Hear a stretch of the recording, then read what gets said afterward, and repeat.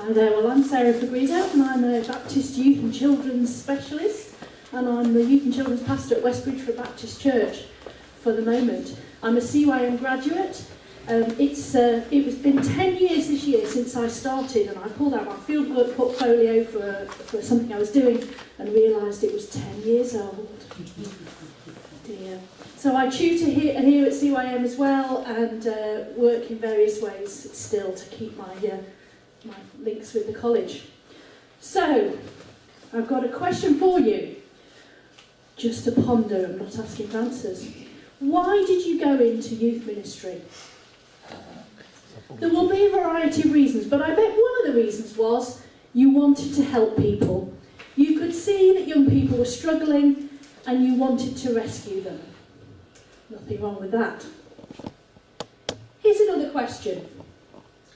Have you ever had a moment which my son calls the world's against me? When everything you touch falls apart, you drop the box of pool balls down the stairs, someone shouts at you because of the mess and the noise, and as you go through the door trying to sort it out, you bang your funny bone on the frame and it really hurts. Have you ever felt cross about a situation and started telling everybody else that it's their fault?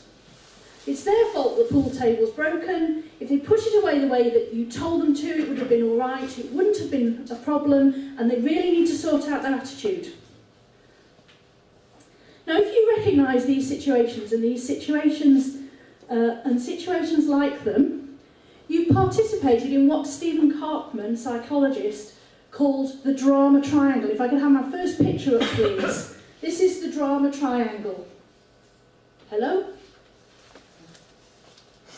There we go. So at the top, you can see we have a persecutor.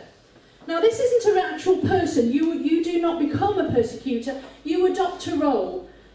And the role is that you're the persecutor. Now this is the shouty, angry person that's getting cross with everyone.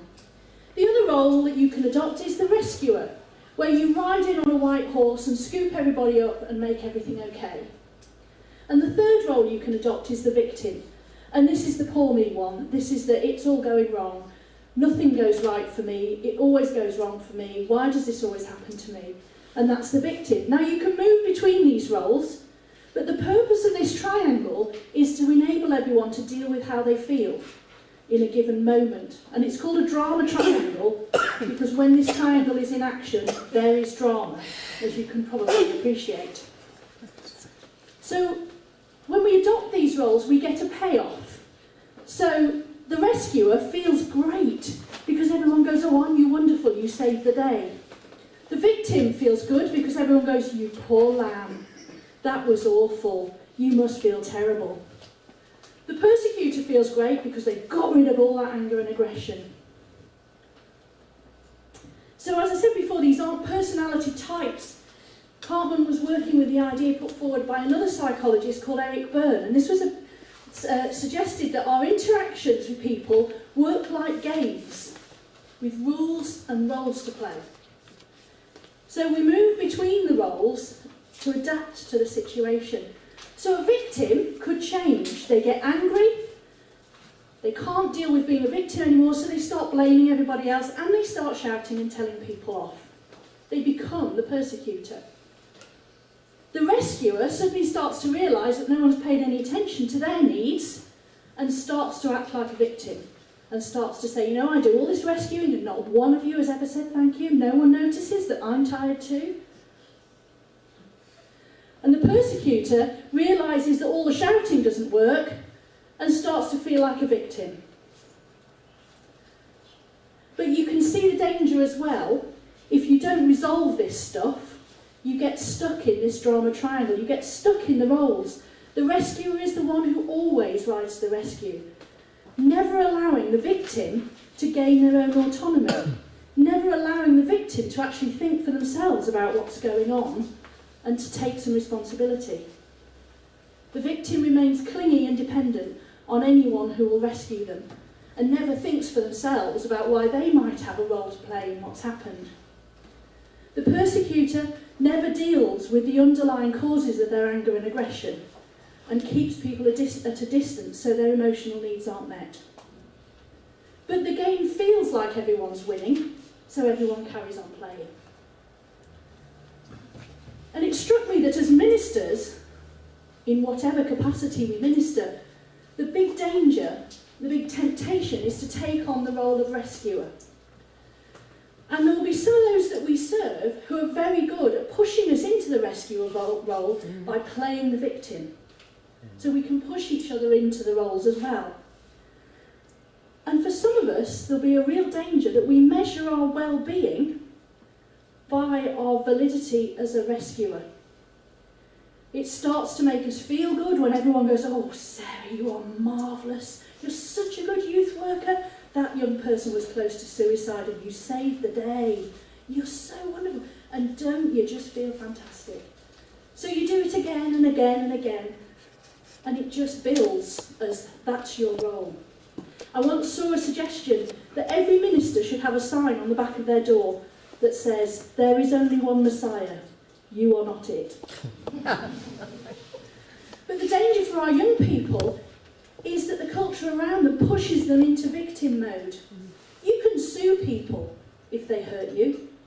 You can go on Jeremy Kyle and you can tell the world why it's not your fault, that you couldn't show up for the exam because you were too tired, because you stayed up gaming the night before.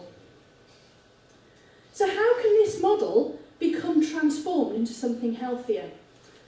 Well, another psychiatrist called A.C. Choi proposed a response to the drama triangle called the winner's triangle. And that's my next slide. So in the winner's triangle, the victim acknowledges that they feel vulnerable and looks for solutions to that vulnerability.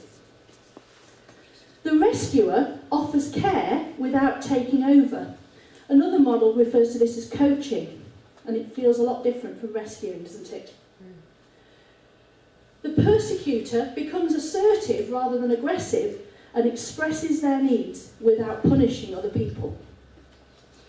Now, Jesus was very good at this drama triangle stuff, funnily enough, given that it wasn't invented when he was around. There's lots of examples in the Gospels, but there's a classic drama triangle going on in the story of the woman caught in adultery in John 8.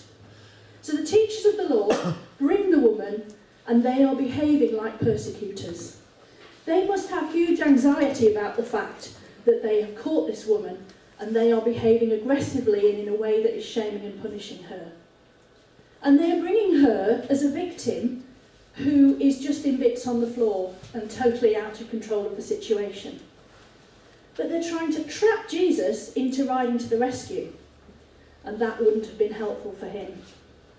So instead of him joining the game and playing the game with everybody, he does something different. He challenges the teachers of the law's need to punish the woman by revealing to them their own neediness, their own problem with the situation. He takes away the victimhood of the woman by not shaming her and not condemning her. But then he doesn't hold a pity party with her. He gives her a chance to move on, find solutions and become autonomous. He says, "Go and sin no more."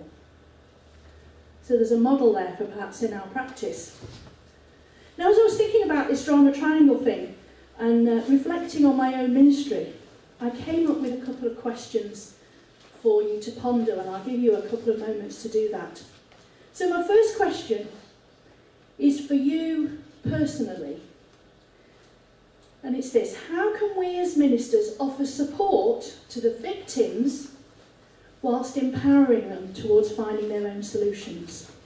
So how can we move from being rescuers to coaches and carers?